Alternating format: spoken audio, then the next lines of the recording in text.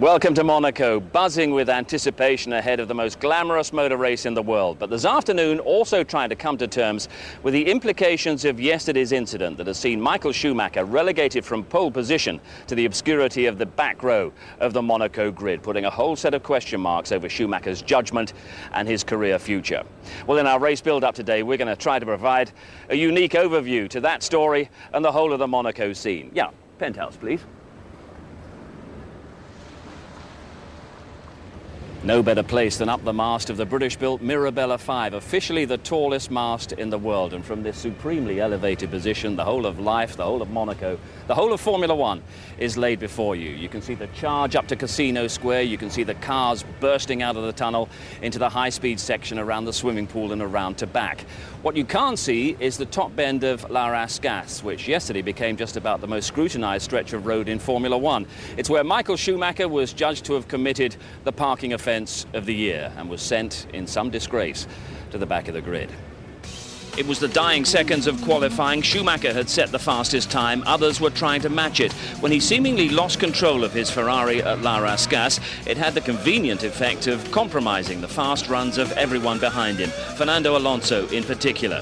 Everyone cried foul, some said cheat, and late last night the officials agreed. Schumacher was relegated to the back of the grid. Fernando Alonso will start from pole. It's a highly charged, controversial atmosphere for our Monaco build-up today. Cheapest, dirtiest thing that I've ever seen in Formula One. He should leave Formula One, go home.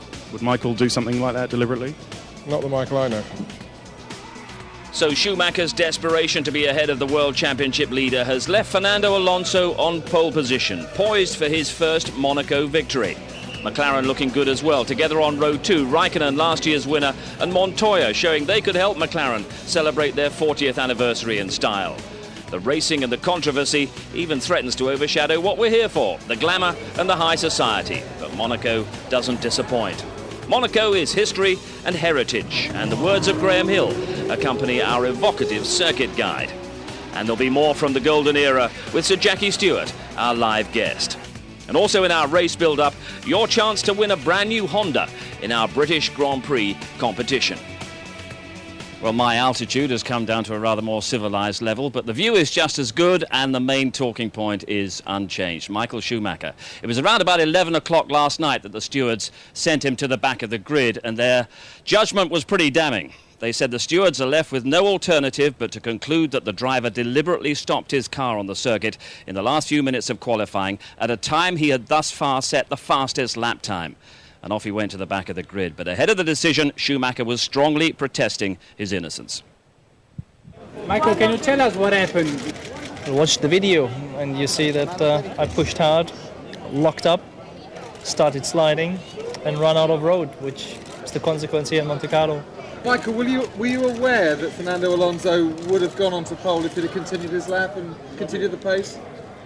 I'm pretty busy with driving my car. I had certainly no radio communication.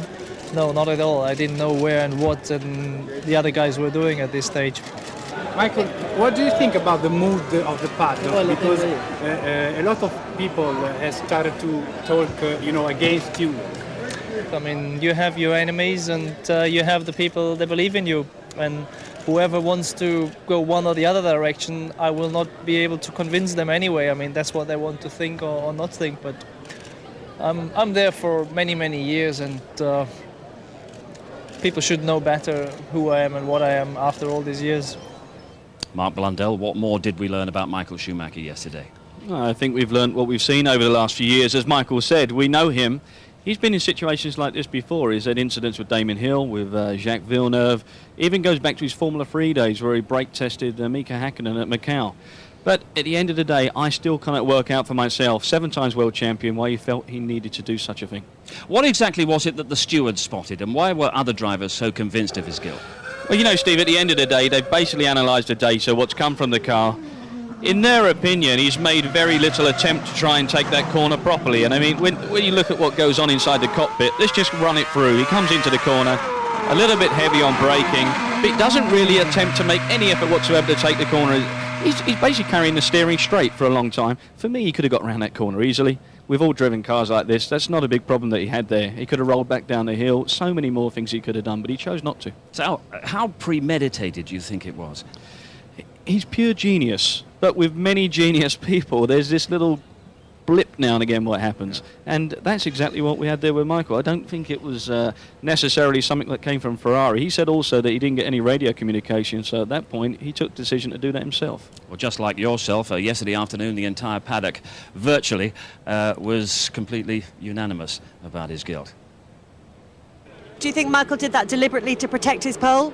I will not tell the opinion to the press, probably. You just look at the TV picture and you can clearly see that he has been parking the car over there quite clearly. And my thought is that probably could have parked it even better. He stopped the car not to crash, and these things in Monaco is always possibility to make mistakes. Extraordinary. He didn't stuff it into the barrier at all. He didn't actually. He parked it without having to damage the car. It was quite an extraordinary incident. If he was the first guy doing the next string of second set of tyres, obviously that was quite a powerful trick. Would he really do something like that? I don't know. This is the way Ferrari manage, you know. So what did happen then? Well, he lost control of the car. There was absolutely no way it could be an error. He parked the car in the middle of the road and tried to stop Alonso completing his fast lap. No big surprise that Michael had to stop, is it? I hope he didn't do it on purpose, because that really would not be a good thing. I mean, he's the president of the GPDA, the Drivers Association, making all the comments, speaking about fairness, and things like that. And he was only speaking about fairness in blocking each other and not blocking 10 people's lap times at the same time. Did Michael Schumacher deliberately or not deliberately stall his car to get that pole position? I think you know the answer, so don't ask me questions like that. Well, it's a pleasure to be joined here now by Sir Jackie Stewart, 3 times the winner here at Monaco. But Sir Jackie, how saddened were you by what Michael Schumacher seemingly did yesterday? I was very disappointed. He's a driver of enormous talent and ability. He's got a record that's quite incredible, the finest record that's ever been in Formula One motor racing. And I don't think he needs to do that. I think he did make a mistake, but I think his mind management clicked in and he thought, I've now made a mistake, what can I make of that? His mind works very quickly. But to say that the car stalled and he couldn't go any further, I think is not correct. Because I remember here in 1997, he was racing against Stewart Grand Prix. He spun at Saint-Devote within 10 laps of the end of the race in the rain. He didn't stall the car then because he was going to lose the race, and he continued, and it was a much more dangerous set of circumstances than he did at Rascasse yesterday. I was very disappointed. So you didn't think that he went in then with a plan? It was some kind of instinctive reaction, and if that's the case, that's a fairly worrying trait in his personality, isn't it? Well, I would have to say that I don't think he went into that corner with the intention of stopping it. I would give him the benefit of the doubt in that. But when he made his slight error, and it was a very slight error, I mean, there's no damaged car, there's no front wing knocked off. If it had really been a problem, that would have happened. So as soon as he recognised it was a wee problem, he made it a big problem. And I think that was conscious. And I don't think the stewards had any option. I was concerned that the FIA would not make the type of decision they made. And I think they only had 2 options. They could have made the decision of putting him at the back of the grid. Or, and I think it was a realistic one, they could have taken him out of the race. As a disciplinary action, because if you do that, that's a very serious thing for Ferrari as well as Schumacher, and no other driver would take the risk, or no other team would take the risk of being able to overlive that one. Well, even before yesterday, Michael Schumacher was somewhat undecided, we think anyway, about his future in the sport. I wonder how this might have changed things. Ted Kravitz has some thoughts on that. Well, absolutely, Steve, because now bear in mind that this is very different circumstances to Adelaide 94, to Jerez 97. Michael is now trying to engineer a graceful exit from Formula One as a 7, maybe 8 times world champion, and this changes more or less everything, having his name dragged through the dirt like this. Well, let's hear from Michael's closest confidant, his manager, Willy Weber, and first of all, the president of the FIA, Max Mosley, who's shown that his stewards, in this case, have real teeth.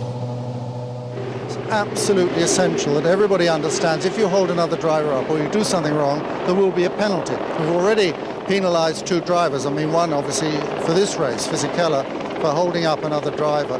And the only way to make that qualifying proper and fair is to be very, very clear about that. How has Michael reacted to effectively being called a cheat by the FIA, the people who run the sport? How's he reacted? Well, you know, if you know Michael, he's not an emotional man. It takes a little while before he reacts, and so I cannot tell you anything about his reaction. I can tell you about my reaction, and I'm pissed to tell you. And it's also I see it in bad for the championship.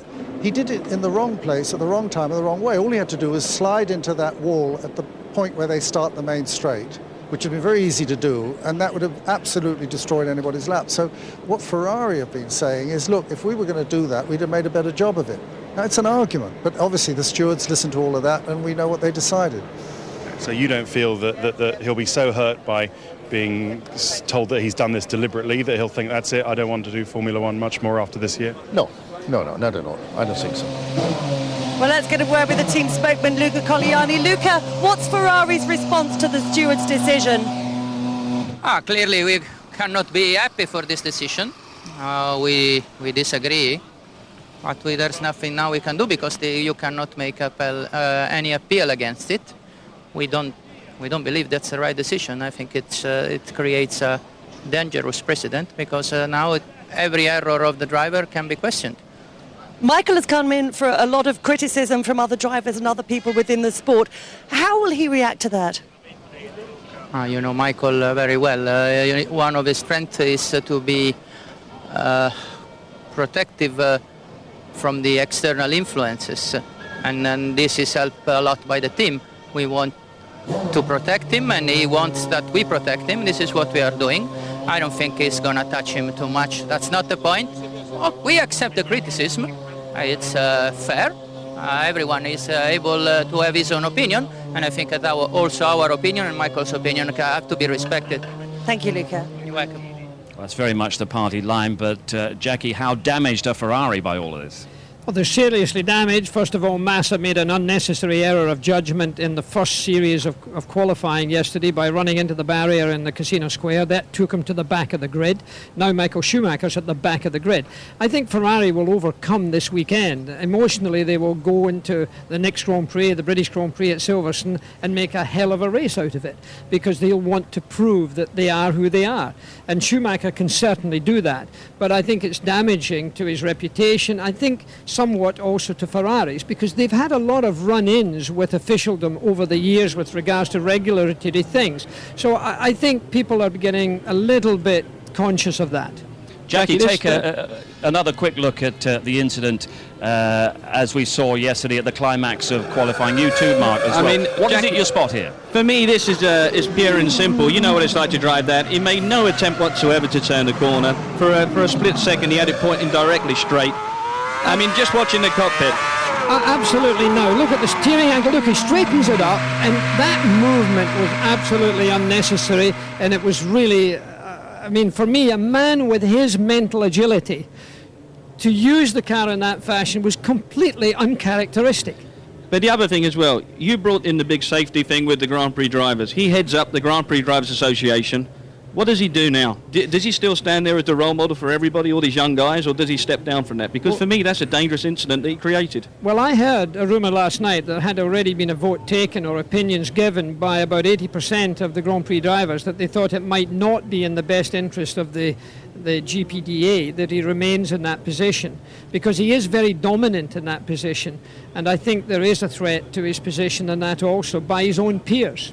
But he's also a great role model within the sport. We were hearing from Nico Rosberg just a little bit earlier. He looked genuinely saddened by the example that Michael Schumacher seemed to be setting. I think it was a totally unnecessary thing. I mean, if he had really wanted to make it real, all he needed to do was knock off the front wing. It would have been a very simple thing to do, and nobody could have really had an argument. He just didn't accomplish what he set out to do in as good a way as he might have done. Well, until those last few seconds, a potentially chaotic qualifying afternoon passed off fairly quietly. It was very disappointing from Jenson Button's point of view. A good afternoon for Mark Webber, but James Allen and Martin Brundle can show us how the grid was formed in its entirety. So qualifying finished badly for Michael Schumacher. It started badly for Ferrari as well. Felipe Massa hitting the wall early on. But Martin, qualifying was always going to be the story here at Monte Carlo because at no other track does it have such a huge impact on Sunday afternoon's race result. But with one exception, it wasn't traffic here that caused the problems, it was people underperforming, wasn't it? Yeah, Button really struggled to get performance out of his car, as did many others. BMW struggling too. Yeah, one wag said that Massa misread the script. He should have gone off in the last corner of the last lap, went off in the more or less the first corner of the first lap. But all sorts of dramas unfolding. Now, Jenson Button we've seen having problems a lot recently.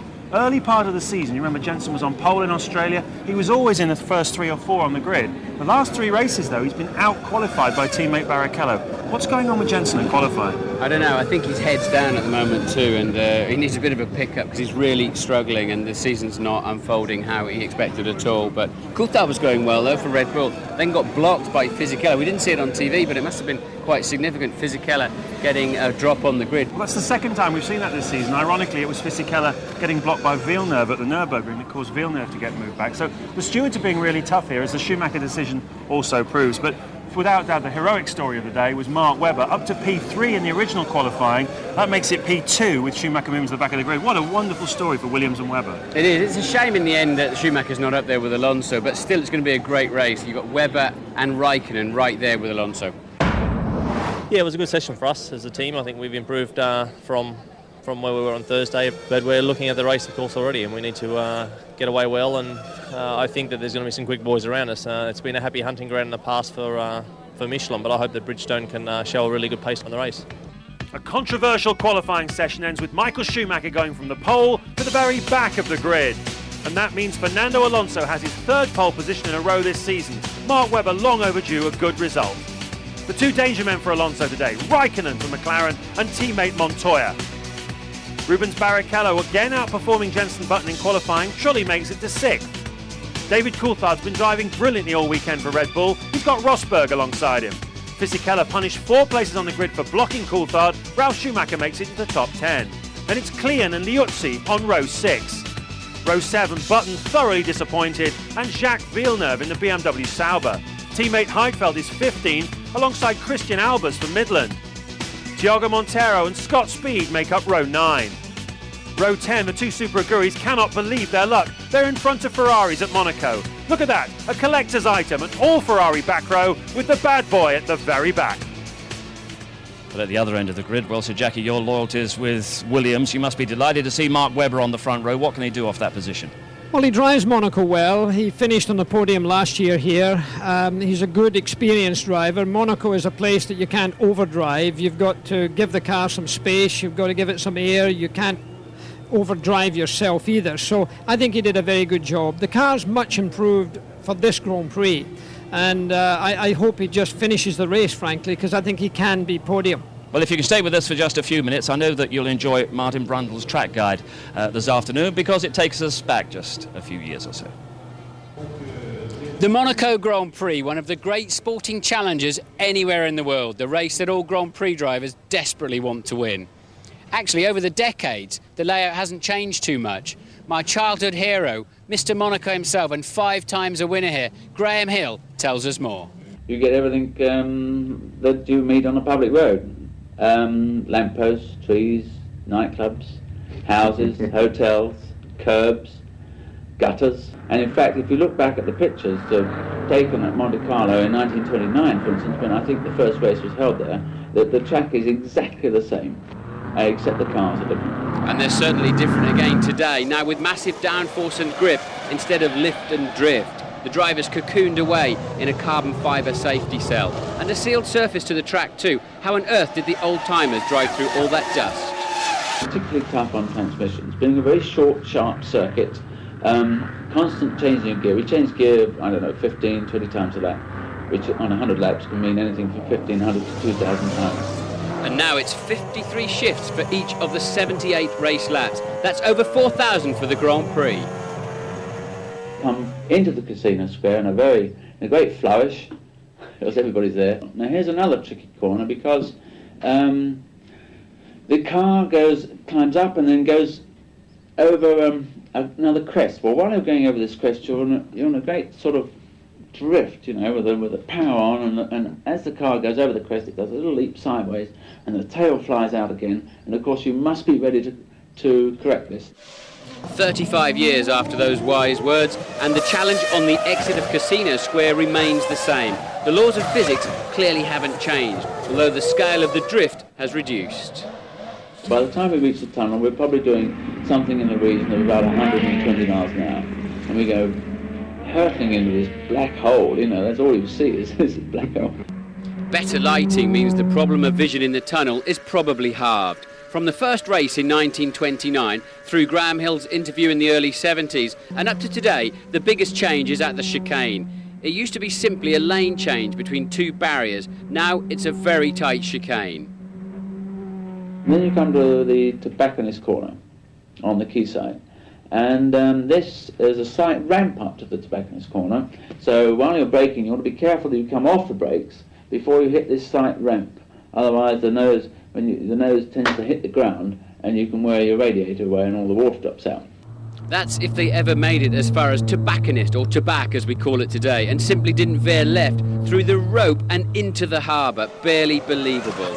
Then, as today, you'll not find a more manic 2 miles of action anywhere in the world. Jackie, it's always been a quite exhilarating location. Was it even more of a driver's circuit back 40 years ago? I think it was a little bit, because the curves weren't chamfered, they were straight curves. If you hit a curb, you broke a wheel or a suspension. There was straw bales protecting you from the harbour in the Mediterranean. So your accuracy had to be even more precise, even than when we have the barriers round here. It was a track that you had to thread the needle every single lap. And of course we had 100 laps in those days, but of course that's when men were men. Jackie, thank you very much indeed for joining us here this afternoon. My pleasure. 40 years on since I won this one. Absolutely. 40 years ago you won here, 1966 in a BRM. I don't know whether you'd recall, but well, you will recall this week, but 40 years ago at the back of the grid there was a new young team called McLaren just making its debut in Formula One, and now 8 drivers' titles and 11 constructors' titles later, they're celebrating 40 years, and they're going to celebrate it in some style this week. It's a case of then as now. On May 28, 1966, England's football squad were training optimistically for a World Cup, and a racing team called McLaren were lining up on the grid in Monaco. Driver Bruce McLaren would little suspect that 40 years later, his team would need slightly bigger premises, and they'd be defending their Monaco crown with a Finn in an ice car, a diamond-encrusted steering wheel, and a Colombian arriving at the circuit by public transport. It's pretty amazing to be, you know, in racing for this long and, you know, win so many championships, so many things. It's unbelievable, and being, you know, a driver for a team like this, it's a nice thing, you know. It's a nice thing that you always remember and being part of it. Now Ron Dennis's team, McLaren, have competed in 602 Grand Prix, winning 148 of them. It's been something to celebrate this weekend. The most successful team over the last 20 years, it's borne out by all the statistics, and of course most people would put Ferrari in that position, but on pure results it's not the case. Yes, better than Ferrari over the course of the last 40 years. That's what the stats say, but it's been a big part of your career, McLaren, as well, hasn't it? Yeah, it was. I was a test driver there with Ayrton Senna and Gerhard Berger, and then raced with Mika Häkkinen in 1995. But the big thing for me with the modern-day McLaren is the vision of Ron Dennis. There's a man who's got so much foresight, and you have to watch the moves that he's made over the years. They've been very impressive. Another great visionary in Formula One, Sir Frank Williams, and Louise is down at Williams at the moment with Patrick Head. Patrick, there's been so much talk of Michael Schumacher and his misdemeanours this weekend. It's easy to miss what a fantastic time it's been, particularly for Mark Webber yesterday. Yes, Mark's qualifying was very good, and in fact he was on a lap that would have improved his position when he came across Michael parked on the side. So it was a pity for him. For Nico, he had traffic and went out again for a second run, and Michael had succeeded in effectively stopping the practice. Been a big turnaround in the team's performance this weekend. Where's that come from? Well, we've been strong here for a short while, you know, for a few years, since 2003, and the car's quite strong here, and the Bridgestone tyres are very good. What did you think of Michael's manoeuvre? I can't really make any comment on it, but it did look a bit contrived. Thanks, Patrick. Good, thanks. Contrived, a very good word from Patrick Head to sum up what Michael Schumacher did yesterday, but the Williams do go well. around Monaco as the cars start heading out to the grid, and it could be a very good afternoon for them. Very good afternoon potentially for McLaren as they fill the second row as well. Yeah, definitely. I think McLaren have got a great opportunity, and I think you'll see some strategy there with them. They normally run in very deep on the fuel as well. Schumacher's, he doesn't get fazed by anything that's going on around him. He's got so much confidence, the guy, and you can see that he's being backed up quite heavily by all the members of Ferrari. Jean-Ton running alongside there. He knows in some respects, I feel, that he's got everybody against him, but that's not going to stop him producing something today. And I think there's a rumour floating around that maybe these guys might actually pull in quite early fuel and run the whole race from only a couple laps in. That they both changed engines, both Michael Schumacher and Felipe Massa, and Schumacher will be starting from the pit lane. He might not be too popular in the paddock at the moment, but he's still hugely popular around the circuit. And all Ferrari back row. So what do you need at Monaco? Well, you need to increase your ride height, you need softer tyres, you need maximum downforce. You also need a nice little cocktail dress and a red-hot credit card, or at least you certainly do if you're Louise.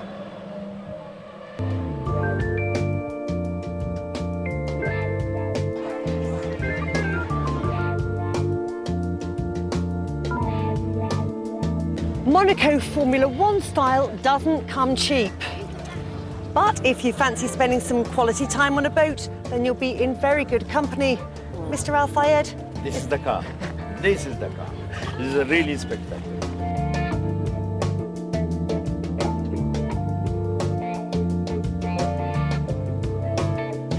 Well, obviously, next door is Flavio Briatore. He's staying with a guest. Bernie Eccleston is staying with him, and Chelsea man, Abramovich.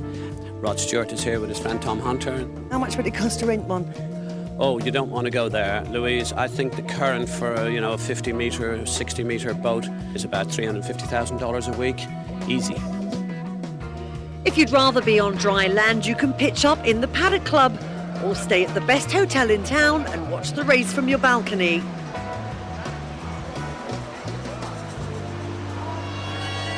Get up early enough and you can see the whole lot for free.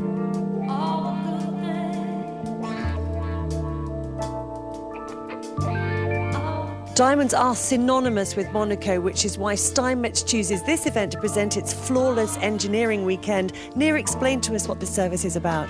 The idea today is for the first time to present a rough diamond, which we never presented before, has different characteristics than polished diamonds that people don't know about, and then try and polish it into the most fabulous gem that the client would like to.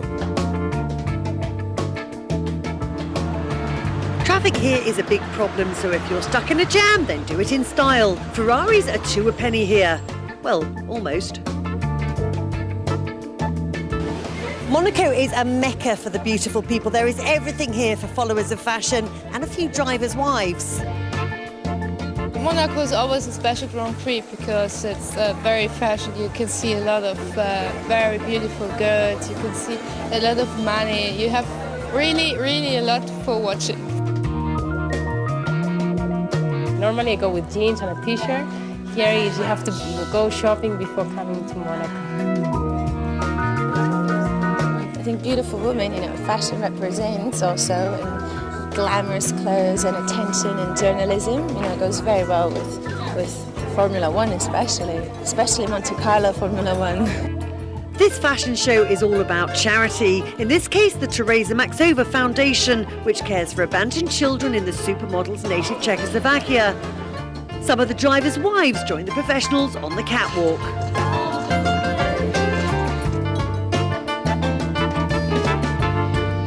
But that's enough of the girls, because there's a new boy in town. Red Bull's gone all Hollywood to promote the new Superman film. If you had a race between Superman and a Formula One car around this track, who do you think would win? Well, it'd be a very close race because I know they're very fast and they're excellent at what they do. But I'd have to give the edge to Superman just because. The world doesn't need a savior. Do you think racing drivers would make a good Superman? Oh, absolutely. They love the speed, the attention, the excitement. Absolutely. Tell me everything. I've never been to a Formula One race, so I'm looking forward to tomorrow very, very much. And I wish all the drivers luck. Kevin Spacey, high up on the A-list. And talking of VIPs, we've got a couple of ITV guests here this weekend enjoying the film star treatment as a result of winning our latest ITV F1 competition. At the Spanish Grand Prix 2 weeks ago, we asked you which British driver is part owner of a hotel here in Monaco. Well, that's David Coulthard, correctly identified by Gabriel Rohan, who won 2 tickets to be here as our VIP guest this weekend. Great prize on offer for the British Grand Prix as well. To celebrate our home race, the British Grand Prix, in a fortnight's time, Honda are giving away a fantastic prize. It's a Civic Type R. You'll also get 2 grandstand tickets for the whole Silverstone weekend and have the keys to your prize car handed over by this fellow. Hey, I'm Jenson Button. For your chance to win an awesome Honda Civic Type R and to meet me at the British Grand Prix, you need to answer this question. What was the first year I competed in the British Grand Prix at Silverstone? Pretty simple, isn't it? So that's in which year did Jenson compete in his first British Grand Prix? Was it A, 2000, B, 2003, or C, 2005? To enter this great competition, courtesy of Honda, just call 0901 293 2020 or text F1 plus your answer of A, B or C to 63337. Entries cost £1 plus the standard network rates. And hurry up because the lines close midnight this coming Thursday, the 1st of June. Good luck, and I will see you there, hopefully. And an important reminder that the British Grand Prix in 2 weeks' time, a month earlier than usual, still has tickets remaining. This is the hotline number. And if you go on the Saturday, you can watch qualifying and then keep the flags waving for England against Paraguay. World Cup football live on the big screens. Tickets still available for a great day at Silverstone. Now back to form, Jenson Button and Honda would make it even better. But Jenson back in the pack here at Monaco after failing to make the pole position shootout yesterday. Hugely disappointed. I talked to him yesterday evening. Jenson, Monaco has its compensations, but you'd be struggling to spot them right now, I'm sure. This disappointment seems to have hurt more than most. Yeah, definitely, because it was a pretty terrible qualifying too. Most people probably know the format by now, but we went out on old tyres and set a time, put new tyres on twice, and didn't beat the time that we did on old tyres. And it's just not normal. That doesn't happen in Formula One these days. I don't know what the issue is, and I've been happy with the car all day, and the times have been there, but suddenly qualifying 2 and just can't drive the car. I've just got massive amounts of understeer. Qualifying has been my forte for so long, especially this year. So it's difficult to understand where the problem is, because the last race we had a problem, that was with the front wing. We've changed front wings now, we've got a different style of front wing, and we haven't had this problem since we've been driving with it, so I don't know where the problem is, but you can see on the data that I've got much more front understeer than Rubens has on his car, but I've also got crazy amounts more front wing, so I don't understand where we're going wrong here. We all sympathise, but how deep is the frustration starting to grow? It is, and especially when things in qualifying were so good at the start of the year. The first 4 races I qualified in the top 3, and to be 14th on the grid for Monaco as well. This is the worst circuit to be back on the grid because you can't overtake, and everyone's going to be full of fuel now. So it's not like it can go longer than other people. So it's going to be difficult, and to get points even. It's Silverstone next, of course, after this. Do you feel a certain urgency to at least try and get things right for there? It's very special to me. It's my home Grand Prix. And, England are playing in the World Cup on the Saturday as well. So it's a big weekend for England. Absolutely. At the time, I'm sure you were consumed with your own problems. But did you have a chance to see what happened at the climax of that final session with Michael? Do you have a thought about it? Yeah, it's obvious what he did, and anyone that knows anything about Formula One knows that it was done on purpose. I have to say, it was too obvious, and as a driver, as well the way that it happened, that it wasn't an accident. Well, as a result, he's got his problems, but hopefully you'll sort out yours pretty soon. Thank you. And it didn't help for Jenson Button that his teammate Rubens Barrichello out-qualified him once again. Rubens Barrichello on row 3. And after all the dramas and talking points of the last 24 hours, the action is almost upon us. Cars and drivers out on the Monaco Grand Prix grid. Will be out there with them shortly. The south of France sunshine beating down. And on a day like this, there's no better place in Formula One. And that's been Monaco's glittering reputation for many years now.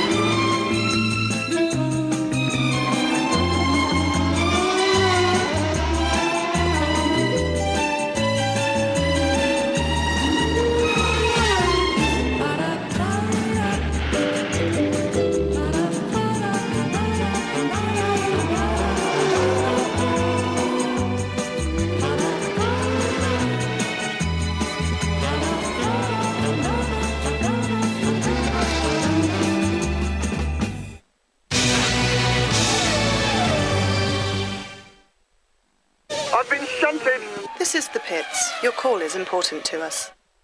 This is the pits. Your call is SwiftCover.com. Car insurance without call centres.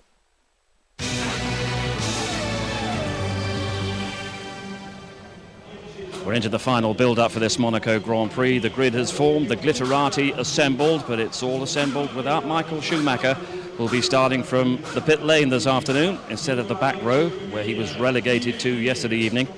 So, no Michael Schumacher interview for Martin Brundle this afternoon, but Martin is down on the grid.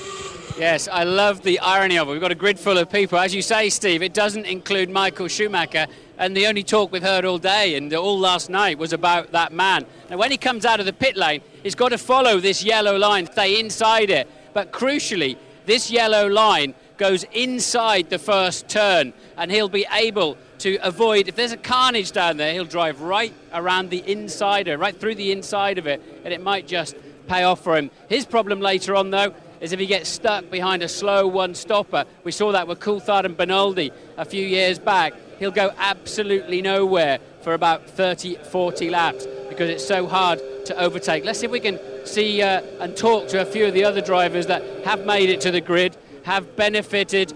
Mark Webber's not back yet, I'm told. Kimi Räikkönen is just over here. Sam, you got two cars in top 8. You must be pretty confident, yeah? Yeah, very good. Got a good strategy for today. I think Mark will do really well. And Nico's already got 2 places as well. He's up in 8th already.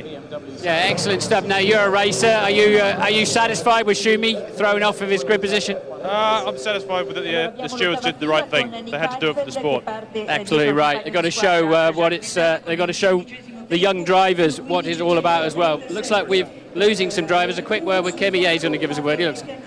Kimi, well, you're up the grid, another day and you'd have been on pole if they keep throwing people off. But anyway, you must be pretty satisfied. Yeah, it was okay. A bit disappointed after on the last run, but we had a car ready to be on the pole, but it didn't happen today, yesterday, so it's okay. 78 laps, long way to go around here. But do you feel cheated then by Michael's tricks yesterday?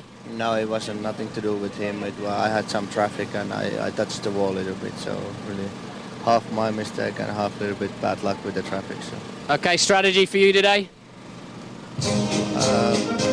Hopefully it's good. Good stuff. We've got to carry on.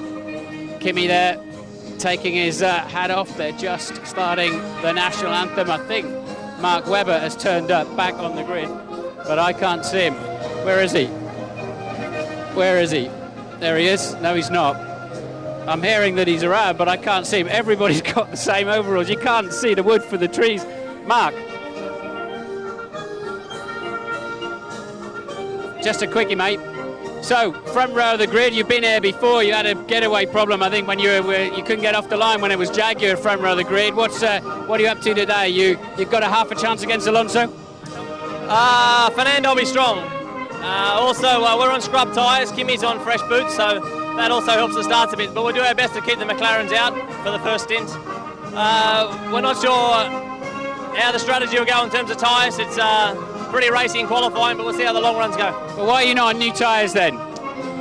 We shot our bolt, mate. Oh, you used them all up yesterday, yeah, okay. So you run what you brung, yeah, you're going to have to hang on. Exactly. Okay, good stuff. Well, good luck. You're 8 metres ahead of Kimi. Do you think fresh tyres will make up 8 metres down to turn 1? Well, it depends. We had him covered early in the year with starts. He made a brilliant start in Barcelona, so it's a long Grand Prix, mate. I mean, we're looking for some good solid points. Okay, good stuff. Good to talk to you. Let's wander down and see who else we can find. See if Mr. Ecclestone or anybody else around. I think young Lewis, who won the GP2 race, is on the grid here. Sarah Ferguson, should we dive in? Sarah, quick word for ITV. Good to see you again. Enjoying yourself on the grid? Yeah, great. Well, who couldn't? You couldn't not. This is every girl's dream, isn't it? To walk up and down with my daughter Beatrice. It's wonderful. Good stuff. Well, not just girls, boys as well. Excellent stuff. So, what's your predictions for today? I don't know, but I'm always a great supporter of Ron Dennis. Okay, good stuff. So McLaren it is then. Let's just have a quick word with young Lewis Hamilton. Lewis, you won the GP2 race. Do you think you might be standing here next year on the grid? Hopefully. I mean, it's a fantastic feeling to be here. I just hope I can sit there next year. Okay, and you think you'll be ready for it? Fully ready for it? I think so. Okay, good stuff. Well done yesterday. We've got a little bit longer.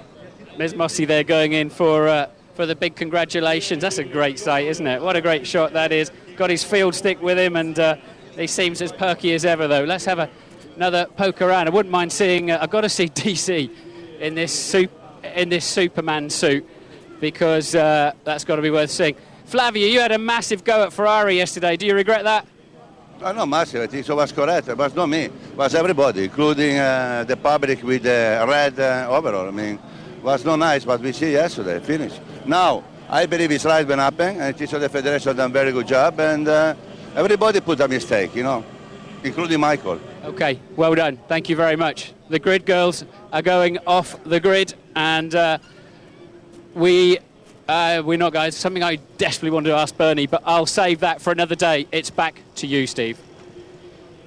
Just what could that question be? But we will speculate about that a little bit later. Great scene down there on the grid. Final thought, Mark Blundell, about tactics down to that first corner. Do you play it safe or do you get aggressive? You've got to play it safe, because you've got no room for any error whatsoever going into turn 1. But Alonso, the fast-starting Renault, is going to be tough for Mark Webber to beat him off the line. And conditions here today, it's warm. How big an element is that in the challenge that lies ahead? It's a tough one. It is very warm here, and the track is such that you're really committed and you're focused, and we've seen great champions make some mistakes halfway through this Grand Prix in years gone by. I'm not so sure that will happen today, Steve, but it's going to be a tough one for all those guys in the cockpits. Prince Albert there and the royal family, such tremendous supporters of this Monaco Grand Prix. So, have a thought. McLaren on the second row, 2 McLarens together, working in partnership. How important is that round here? Well, they've definitely got to work in partnership together, but I think the pair of those guys need to have a result for their own benefit. Montoya and Raikkonen, they want to be standing on a podium, and I've got a sneaky feeling that Kimi could be a little bit racy. But Fernando Alonso, the man on pole position, he's never won here at Monaco. And of course, an all-Ferrari back row. Schumacher from the pit lane, but that world champion on pole position. Join us for the final countdown on the streets of Monte Carlo in a couple of minutes' time.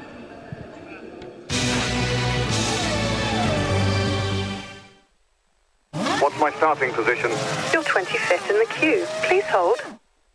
You're 24th in the queue. Please hold. Swiftcover.com. Car insurance without call centres.